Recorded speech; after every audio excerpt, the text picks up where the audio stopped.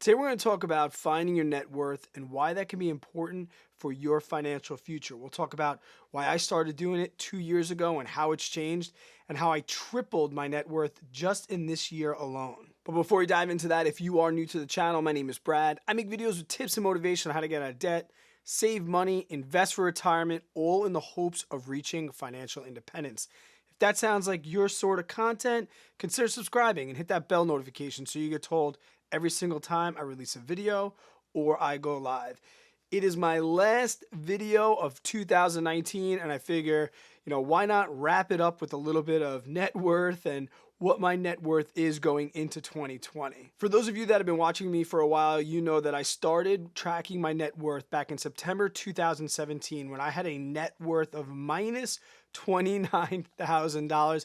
I could not believe it. And from that time, I pretty much tracked it monthly, every single month over the last 2 years, till about summertime of this past year when I decided I was going to switch over to doing it quarterly. Tracking your net worth really gives you an overall picture. It gives you outside of just budgeting, because it factors in not only budgeting but investments and income. Like I said, it is a total personal finance picture. And it really turned out to be one of the things that was motivating me most in my personal journey.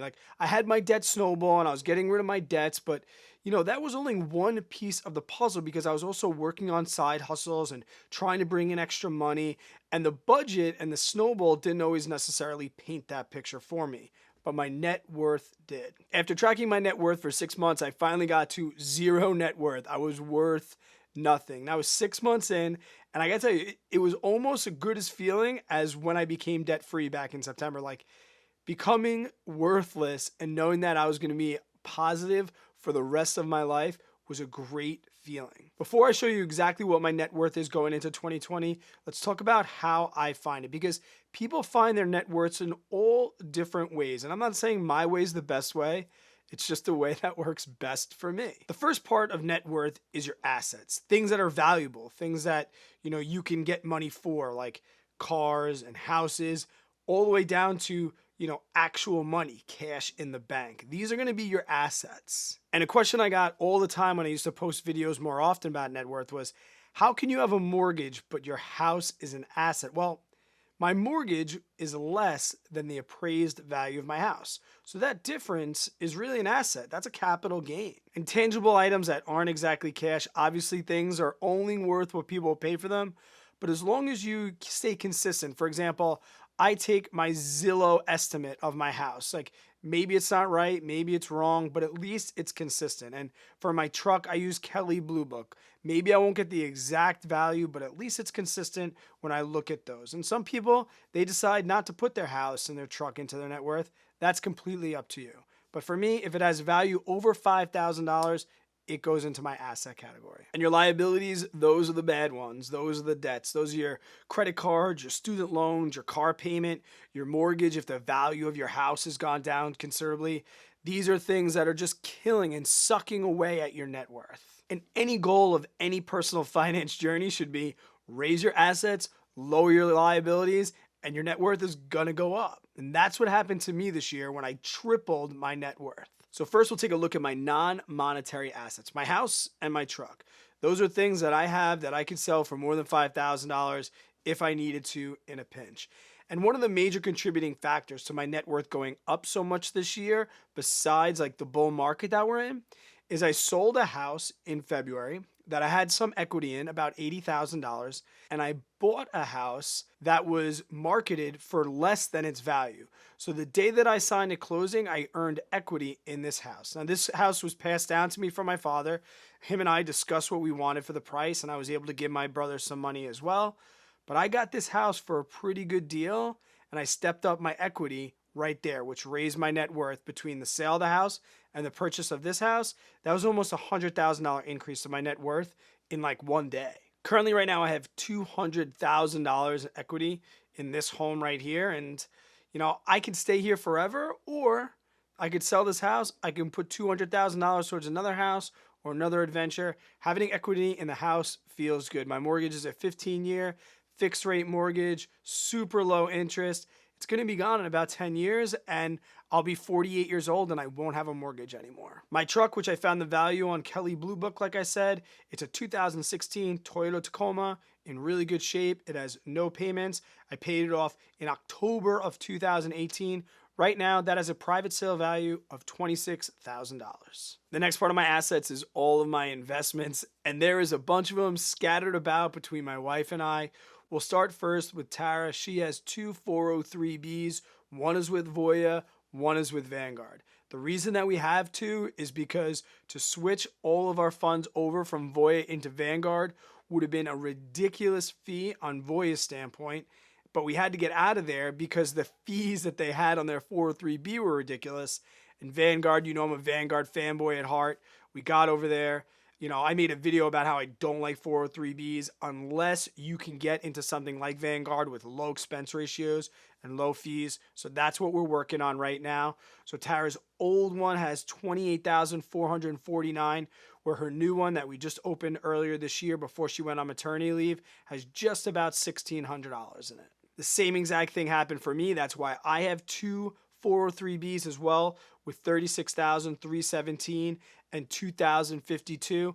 I get the question all the time, did I invest while I was paying off debt? And the answer simply, guys, is no. I chose personally as a peace of mind to get rid of my debt and lower my expenses in case something happened to me. My expenses would be really, really low. And I knew that later on I would catch up with all the extra money I had from not paying debts to make up my investments. And I still advocate to this day, unless you have an employee match, you really should be tackling your debt first. Next is retirement's hidden secret, the 457. My wife and I both have 457s, the New York State Deferred Compensation. We just started those this year as well. $3,289 in for me, $1,326 in for my wife. If you're wondering why ours are a little bit different, like when we contribute both to the same, she's been on maternity leave and this is an employee-sponsored plan.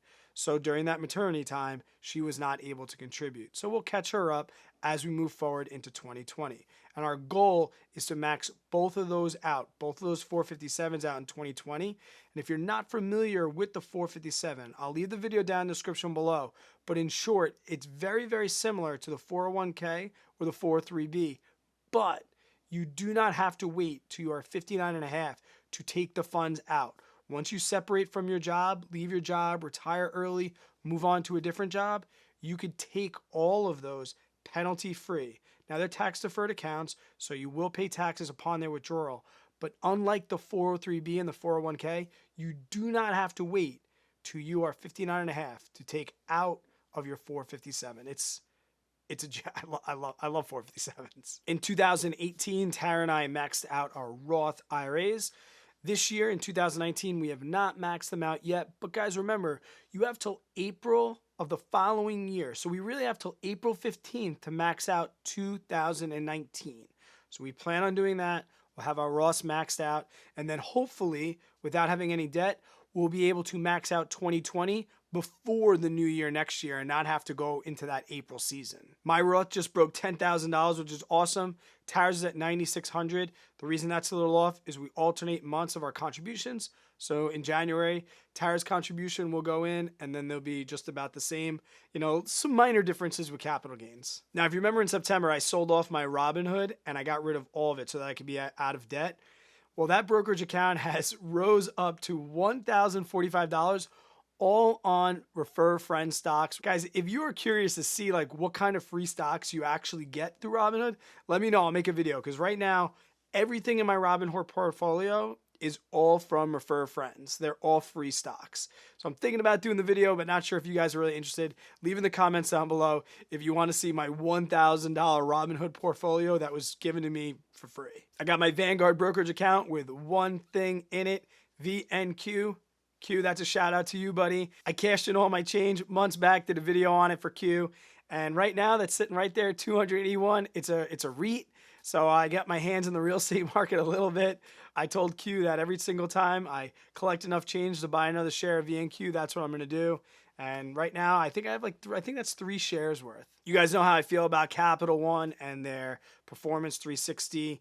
Right now, 1.7%. Actually, my last video was right about that. Due to privacy with my wife and such like that, I'm not going to show you exactly how much is in there. And then we use Chase checking for our actual checking. The reason I haven't switched my checking over to Capital One is just because I have way too many direct deposits. Maybe one day over the summer, I'll sit down and move everything into one bank. But, as a checking account, it just was easier with all my auto pays and things just to keep that checking and then add Capital One as my savings account. That's really the only reason why I don't have a Capital One checking account. I have no liabilities, no debt. I am debt free. So that number is a big zero. So that, in fact, is my net worth. I have 330,703 with a goal of 2020 to get to $500,000. We're really going to see that increase on the investment sides. I'm about to hit $100,000 of investments. I cannot wait. Don't worry, there'll be a video when I get there because I heard the first 100,000 is the hardest and then it only goes up from there. So there'll definitely be a video talking about my journey to $100,000 in my investments. From this chart right here, guys, you can see January 2019, I had a net worth of $103,670.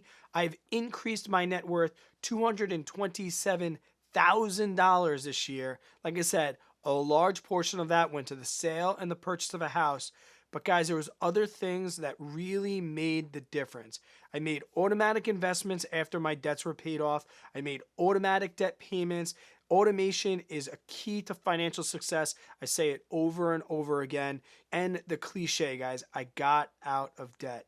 Please make that a primary goal. If you have high interest debt, forget the good debt, bad debt. Like if you have debt, guys, it is holding this net worth number down. I promise you, you could really accelerate the crap out of it, when you get rid of it. So please get rid of debt. And even more exciting, guys, 2 years, I've increased my net worth by $336,000. And not only does that, inspire what I've done, but it motivates me for the future. I know I'm not going to triple my net worth again this year, and I probably won't triple it again, maybe ever. But I know it's going to go up. I can start to see the hockey stick of the graph really starting to take form.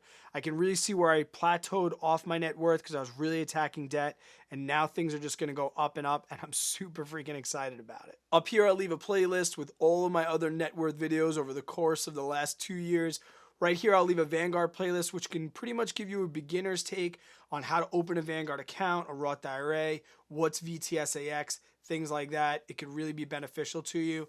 And until I see you guys on the next one, stay positive, work really, really hard. Always be kind to other people. Happy New Year's, guys. I hope 2019 was the best year of your life, and it really puts the foundation forward for 2020. Have a good one, guys.